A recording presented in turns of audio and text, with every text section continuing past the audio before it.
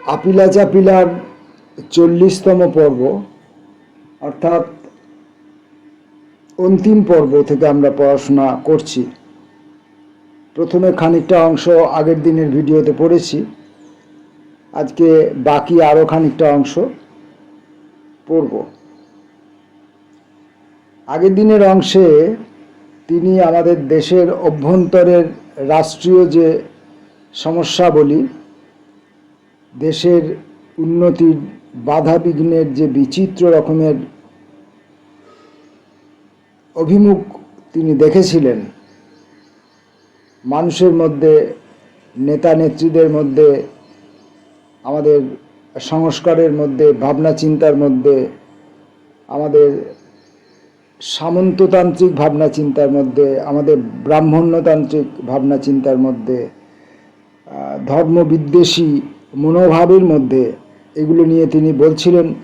এবং একই সঙ্গে তিনি লক্ষ্য করেছিলেন যে ভিনদেশী, এখানে ভিনদেশী বলতে যতটুকু আমি বুঝেছি সেটা আমেরিকা যুক্তরাষ্ট্রের কথাই বলা হচ্ছে, যে তারা কিভাবে বিভিন্ন দেশের আভ্যন্তরীণ বিষয়ের মধ্যে নাক গলান এবং সেভাবে তারা কিভাবে ভারতবর্ষের মধ্যেও নাক গলাচ্ছেন এবং ভারতবর্ষের শাসক বা প্রভাবশালী লোকেরা কিভাবে সেই ভিনদেশী প্রভুদের প্রতি লালায়িত আচরণ করছেন, এই নিয়ে তিনি লিখেছেন আগের দিনে।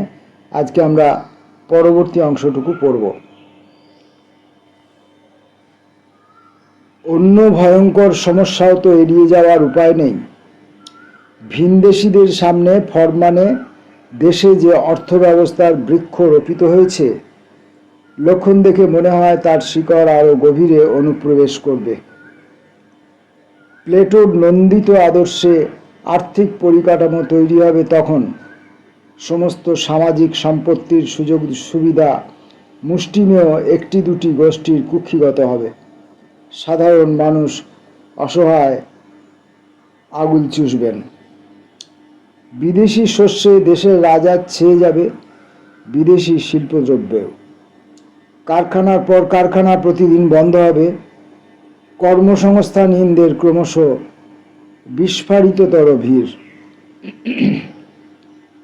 নবমূল্যবোধের নিরিখে মুনাফার হার ধ্রুবতারা রূপে পরিগণিত হবে। যে যে বৃত্তিতে লাভের বহর কম তারা বরবাদ। খুন ডাকাতি চুরি রাহাজানি করে যদি বাহির ও অন্দরমহলে সোনা মোহর টাকা কড়ির ঝংকার নিনাদ সতত শোনা যায়, সেসব বৃত্তিতে উপনীত হওয়াই তো শ্রেয়। এই পৃথিবীতে বছর যতই গড়াবে সামাজিক হাহাকার আরও পরিব্যাপ্ত হবে। দেশের বেশিরভাগ মানুষ চরম ক্ষীণতায় ভুগবেন। যারা ভাবছেন গোটা দেশে সামন্ততান্ত্রিক ধনতান্ত্রিক ব্যবস্থা রমরমিয়ে চলুক না কেন, কোনো চিন্তা নেই।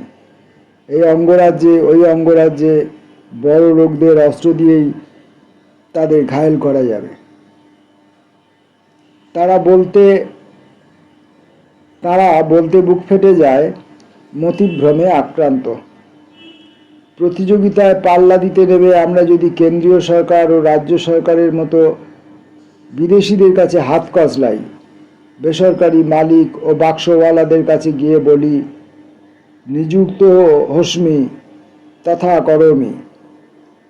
সমবায় ভিত্তিতে কৃষি উৎপাদন তথা উপার্জন বৃদ্ধির দুরূহ কর্তব্যের সহজ বিকল্প হিসেবে ফল ফুল রপ্তানি মারফত গ্রামাঞ্চলে ঐশ্বর্য সঞ্চারে যতই স্বপ্ন দেখি, ভাগ্য পরিবর্তনের সম্ভাবনা কিন্তু শূন্যই থেকে যাবে।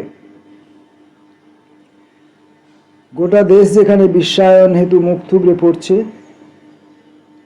পশ্চিমবাংলা তারই মধ্যে আমরা চলি সম্মুখ পানে, কে আমাদের বাঁধবে গেয়ে বুক চেতিয়ে এগিয়ে যাবে, তা অবাস্তব প্রস্তাব। বড়জোর খানিক খানিক কালনেমির লঙ্কা ভাগ ঘটবে। বেপথুমান ইশারায় কারো কারো পদস্খলনের পাশাপাশি কিন্তু অন্য কোনো শাঁসালো শিঁকে ভাগ্যে ছিঁড়বে না।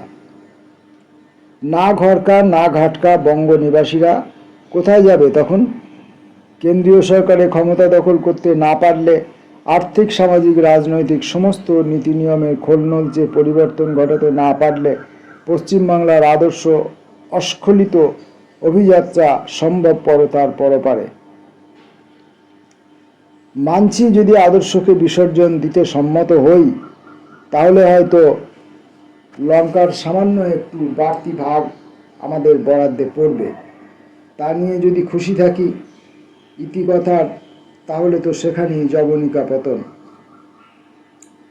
বাংলা ভাষাও তাহলে ভারতবর্ষের সীমানার অন্তর্গত বর্গক্ষেত্রে আর টিকে থাকতে পারবে না। মহাদেশের অন্যত্র যদি টেকে, তাতে আমাদের কি? আমরা তো রবীন্দ্রনাথকে ছাড়িয়ে যেতে চাই, সন্দেহ হয় এড়িয়ে যেতে চাই।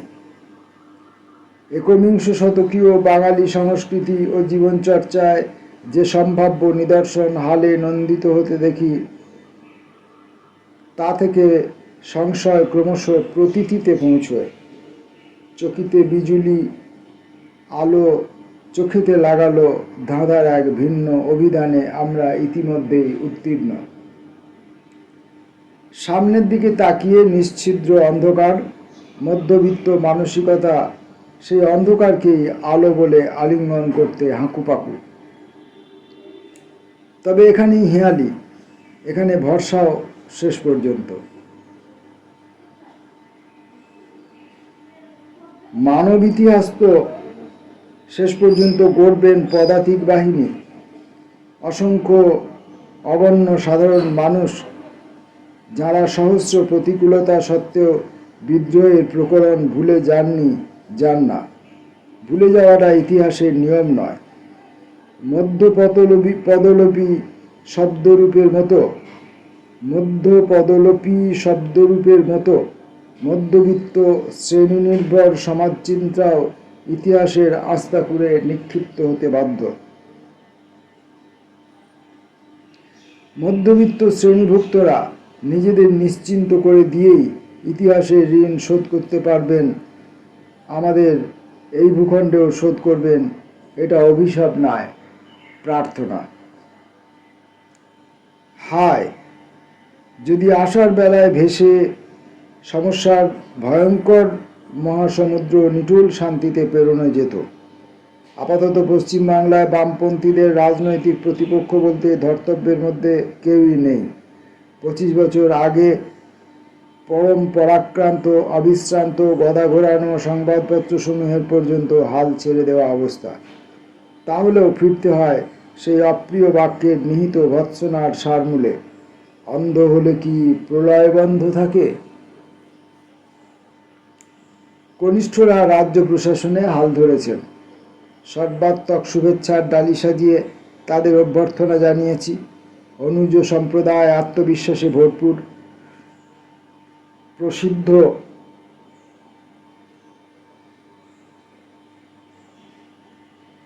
লোকবচন, কন্যাকর্তা স্বয়ং কন্যা বরকর্তা মদন রাজার জয় হোক ভাই, তোরা ঘর কন্যা কর।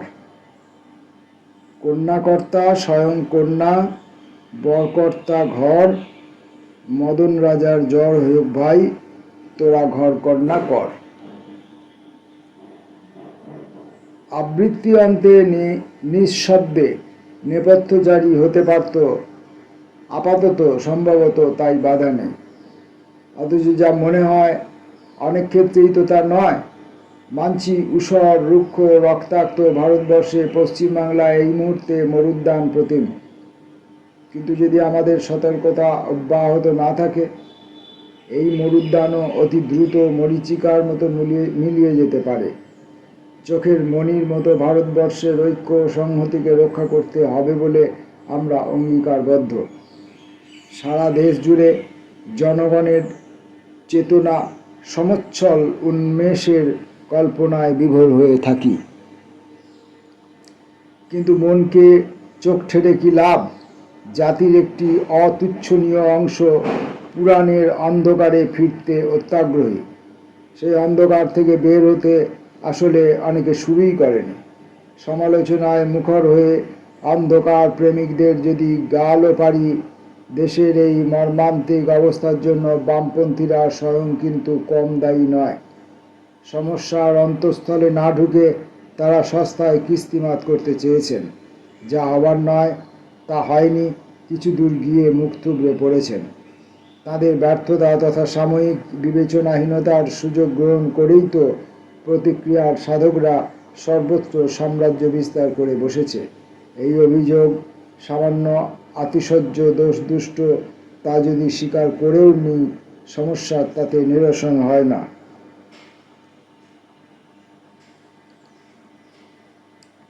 বরঞ্চ দ্বন্দ্বের পীড়ন আরও বেশি করে চেতনার ঘাড়ে চেপে বসে। পুরাণ প্রেমে মাতোয়ারাদের দল যতদিন দেশের দখলদারি কবজা করে রাখবে, ততদিন কি করবেন বামপন্থীরা?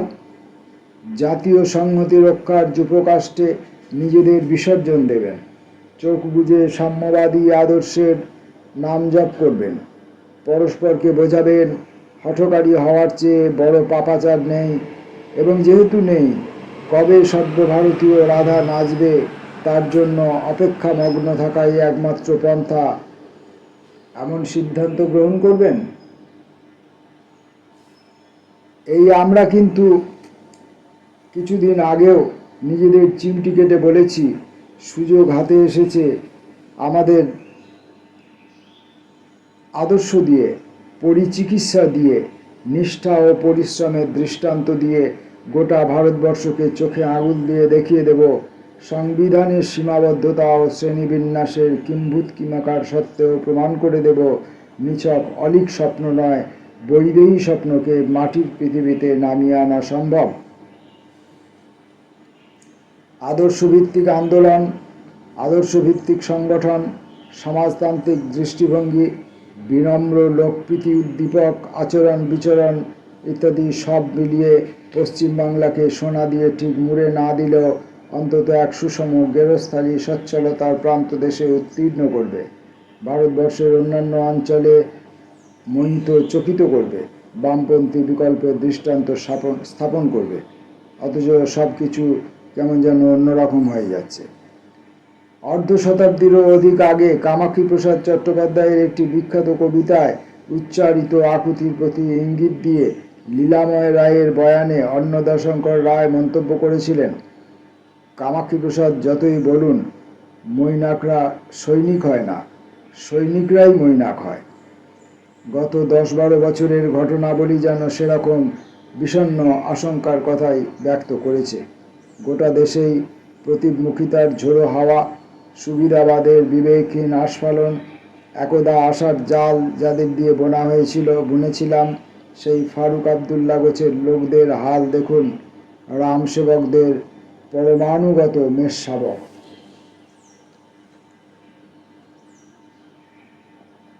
পশ্চিমবাংলার শতকরা 85% মানুষ গ্রামেগঞ্জে ছড়ানো। প্রশাসন ও পঞ্চায়েত ব্যবস্থায় এখনও পুঞ্জীভূত অসাফল্য, অস্বচ্ছতা, হতাশা, উদ্রেককারী শ্লথতা। কোথাও কোথাও অকপটে স্বীকার করা প্রয়োজন দুর্নীতির সংক্রমণ। কেউ কেউ ব্যঙ্গ করে বলেন দুর্নীতির বিকেন্দ্রীকরণ। তবে জল তো উপর দিক থেকে নিচের দিকেই গড়ায়। সীমিত সাধ্য সত্ত্বেও গত 25 বছরে রাজ্যের গ্রামাঞ্চলে যে পরিমাণ উন্নতির সম্ভবপর ছিল তা অবশ্যই অনায়ত্ত থেকে গেছে। সব কিছু মেনে নিয়েও দাবি করব, যতটুকু উত্তম সাধিত হয়েছে তাও অভূতপূর্ব। বামপন্থীদের প্রতি রাজ্যময় গরিব গুরবদের পৌনপুনিক সমর্থন জ্ঞাপন তার নিশ্চিত প্রমাণ। নগরাঞ্চলে বিনিয়োগ নেই, শিল্প ধুঁকছে। কেন্দ্রীয় সরকারের সার্বিক নীতি সিদ্ধান্ত হেতু শিল্প সংস্থার পর শিল্প সংস্থা বন্ধ হয়ে যাচ্ছে। কর্মহীনদের সংখ্যা প্রত্যহ বিস্ফারিততর। চোখের সামনে অহরহ যা দৃশ্যমান, জীবিকার সুযোগের অভাবে ছেলের দল বিপদগামী হচ্ছে। গুন্ডা, ছ্যাঁচোর, তস্কর, জোচ্চোরদের সংখ্যা বৃদ্ধি করছে বেঁচে থাকার দায়। আরও যা মারাত্মক, চেতনার শরীরে হঠাৎ যেন চটুলতার প্রলেপ পড়ছে। শুধু আদর্শের চিন্তার নির্ভরই নড়বড়ে হচ্ছে না, রবীন্দ্রনাথের উত্তরাধিকারও ক্রমশ শিথিল থেকে শিথিলতর। মধ্যবিত্ত ঘরের ছেলেমেয়েরা কদাচিৎ এখন মাতৃভাষায় একটি আস্ত বাক্য উচ্চারণ করতে পারে। মুম্বাই চলচ্চিত্রের হতকচ্ছিত নিদর্শনের হুবহু বাংলা সংস্কারে বাজার ছেয়ে যাচ্ছে। ছেলে মেয়েদের নান্দনিক দৃষ্টিভঙ্গির আচার কলার যে আগাপাস্তলা পাল্টে যাওয়া, তা ঢের ছাপিয়ে এক সার্বিক ভোগলিপ্সার উগ্রতা। বাঙালি মধ্যবিত্ত আর যেন ঠাউর করতে পারছে না আদর্শবোধের সংজ্ঞা কি, কাকেই বা বলে ঐতিহ্য। ঐতিহ্যের প্রত্যাখ্যানই যেন রেওয়াজ হয়ে দাঁড়িয়েছে।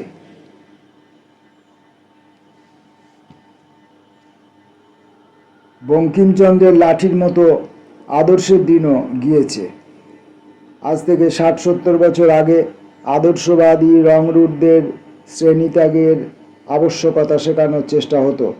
মধ্যবিত্ত নির্মুখ জীর্ণ বস্ত্রের মতো পরিত্যাগ করে বিত্তহীনদের মিছিলের সঙ্গে নিজের শরীর সত্তা মিশিয়ে দেওয়ার চেয়ে মহত্তর অভিজ্ঞতা বলা হতো পৃথিবীতে আর কিছু নেই। ব্যবহারিক জীবনে অনেকেই সেই পরীক্ষায় সফল হতে পারতেন, কিন্তু অন্তত চিন্তার ক্ষেত্রে তাদের শ্রেণীগত রূপান্তর ঘটত।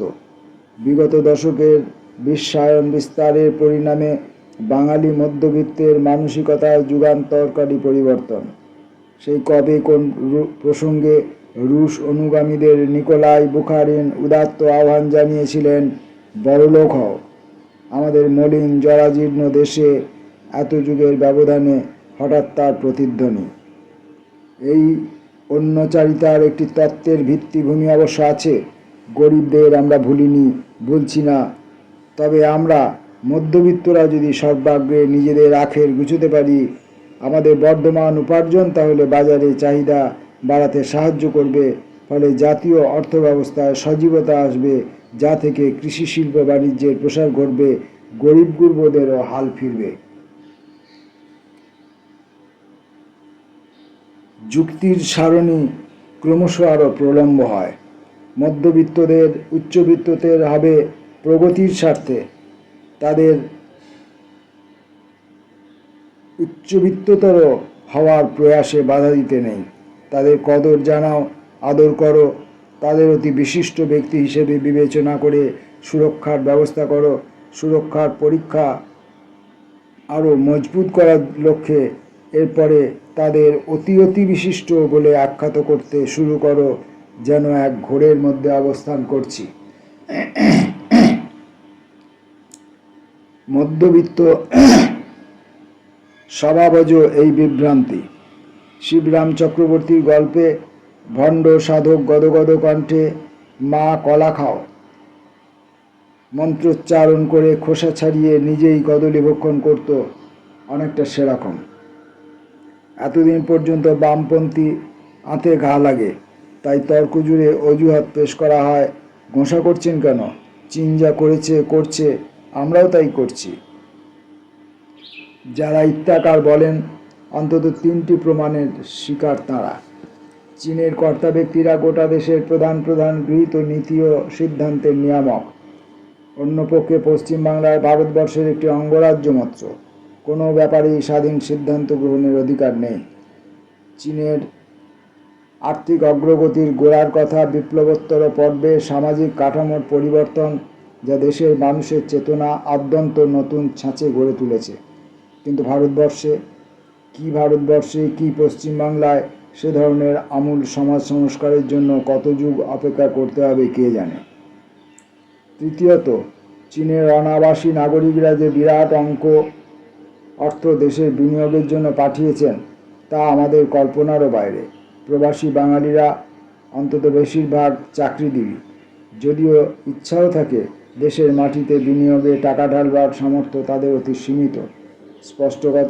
তাই স্পষ্ট করেই বলতে হয়, 30-35 বছর আগে চীনের চেয়ারম্যান আমাদের চেয়ারম্যান হরিধ্বনি যেমন গোলমেলে ছিল, হালের চীনের অর্থনীতি আমাদের অর্থনীতি উচ্চনাদ সমপরিমাণ কল্পনা কণ্ডুয়ম। ব্যস্ততায় না ফিরে উপায় নেই আমাদের। বিশ্বায়নের জাদুতে যদি মজতে চাই, চৈনিক আকাশকুসুম ভুলে গিয়ে ভারতবর্ষের গত 1 দশক ধরে কি হয়েছে আর কি হতে যাচ্ছে সেদিকে নজর ফেরানো দরকার। তোমার প্রাণ আমার হোক, আমার প্রাণ তোমার হোকের এই বিশ্বায়িত 10-11 বছরে ভারতবর্ষের কৃষি উৎপাদনের হার জনসংখ্যা বৃদ্ধির হারের নিচে নেমে গেছে। শিল্পোন্নতির হার পূর্ববর্তী দশকের হারের অর্ধেকেরও কম। সরকারি নীতির প্রকোপে অসংখ্য কারখানা, যাদের একটি বড় অংশ পশ্চিমবাংলায়, বন্ধ হয়ে যাচ্ছে। কর্মহীনদের সংখ্যা হু হু করে বাড়ছে। অবাধ আমদানির ফলে কৃষি শিল্পের ভবিষ্যৎ ঘোর অনিশ্চিত। বৈদেশিক শক্তি আমাদের ঘাড়ে নিশ্চিত চেপে বসা। 100 বছর আগে যা ছিল সাম্রাজ্যবাদের স্বর্ণযুগ, 100 বছর বাদে তার নব সংস্করণকে আমরা নব সাম্রাজ্যবাদ বলতেও লজ্জা পাই। ঘুরিয়ে ফিরিয়ে বলি বিশ্বায়ন। একটি ক্ষেত্রে পরিবর্তন অবশ্য চোখে পড়ার মতো। পরিষেবার চমকপ্রদ ব্যাপ্তি, ব্যাংক, বীমা ব্যবস্থায়, ভ্রমণে, বিনোদন শিল্পে। তথাচ সমস্যা, পরিষেবার প্রসারে কর্মসংস্থান বাড়ে না, কমে। বৈদ্যুতিন প্রযুক্তির অনুপ্রবেশে 1 লক্ষ করণিকের কাজ চলে যায়। পরিবর্তে সম্পন্ন ঘরে চালাক চতুর বড়জোর 1000 খানেক ছেলে মেয়ে মস্ত মাইনের চাকরিতে বহাল হয়। কম্পিউটার তাদের ধ্যান জ্ঞান। দেশে বেকারি বাড়ে, ধনবন্টনের বৈষম্য। দেখে শুনে মনে হয় সমগ্র ভারতবর্ষকে বামপন্থী বিকল্প পথ দেখাবার প্রতিশ্রুতি যেন ধূসর থেকে ধূসরতর। বিশ্বায়নের সোনার হরিণ ধাওয়া করতে গিয়ে পশ্চিমবাংলা, কে জানে, হয়তো ক্রমশ কেন্দ্রীয় সরকারের বশংবদ অমাত্যে পরিণত হবে 2-10 বছরের মধ্যে। ছায়া এই ঋতুতে অবশ্যই পূর্বগামিনী। পুঁজিপতি ব্যবসাদারদের বেশি বেশি করে গুজরাট, মহারাষ্ট্র থেকে ভাগিয়ে নিয়ে আসবো, এই উচ্চাশার পাশাপাশি কেন্দ্রকে ভজনা করে যদি কিছু বাড়তি রেস্ত সংগ্রহ করা যায় তেমন উদ্যোগ। পুঁজিওয়ালা ভজনা আমার বিবেচনায় আরেকবার বলি পণ্ডশ্রম। কারণ কেন্দ্র দ্বারা নিয়ন্ত্রিত আর্থিক প্রতিষ্ঠানগুলি শিল্পে টাকা ঢাললেই তবে সাধারণ শিল্পপতিদের গা ঝাড়া দিয়ে ওঠা। ওরা উত্তম পুরুষ নন, সবসময়ই দ্বিতীয় বা তৃতীয় পুরুষ। তাই শেষ পর্যন্ত কেন্দ্রই ভরসা। কেন্দ্রকে তোয়াজ করে যতটুকু পাওয়া যায়, ঘুরিয়ে বলে লাভ নেই। কেন্দ্রের রামভক্ত সরকার পশ্চিমবাংলার জন্য ভালোবাসায় উথলে উঠবে না, যদি না পশ্চিমবাংলার অধিবাসীবৃন্দ সবংশ রামভক্ত বনে যান। বামপন্থার ভূত চিরতরে কাঁধ থেকে ঝেড়ে ফেলে। লেখক যখন লিখেছেন, তিনি আশঙ্কা করেছিলেন, আর তার আশঙ্কা আজ সত্যি হয়েছে। আজকে পশ্চিমবাংলার জনসংখ্যার অধিকাংশেই রামভক্তে পরিণত হয়েছেন, এবং যার জন্য পশ্চিমবাংলায় একটি রামভক্ত সরকার গঠিত হয়েছে, এবং বামপন্থার ভূত পশ্চিমবাংলা থেকে একেবারে প্রায় অস্তমিত হতে দেখা যাচ্ছে। নেই বললেই চলে। বিধানসভায় একজন মাত্র শূন্য ছিলেন। এখন এই 2026-এর নির্বাচনে একজন মাত্র প্রতিনিধি টিম করে জ্বলছেন। কিছু বামপন্থী চেতনা সম্পন্ন মানুষজন এখনও রাস্তায় ঘাটে, মিছিলে, মিটিংয়ে, আন্দোলনে আছেন, কিন্তু ক্রমশ হতাশা তাদের গ্রাস করবে বলেই আমার মনে হচ্ছে। কারণ টানা 15 বছর তারা এই ক্ষতিকর রাজনৈতিক পরিস্থিতির মধ্যে তাদের অস্তিত্ব টিকিয়ে রাখলো। এখন আরও একটি বিপন্নতর রাজনৈতিক পরিস্থিতির সম্মুখীন হতে হলো বাংলার মানুষকে, বাংলার বামপন্থী চেতনাকে, বাংলার বামপন্থী দলগুলিকে। ফলে বাংলার বামপন্থা সম্ভবত নিকেশ হয়ে যাওয়ার পথেই। তবু আশা রাখা যাক, সর্বস্ব হারা মানুষ হয়তো শেষ পর্যন্ত বামপন্থাতেই আশ্রয় পাবেন। জানি না সেটা কত দীর্ঘদিনের অপেক্ষার ফলে। নমস্কার।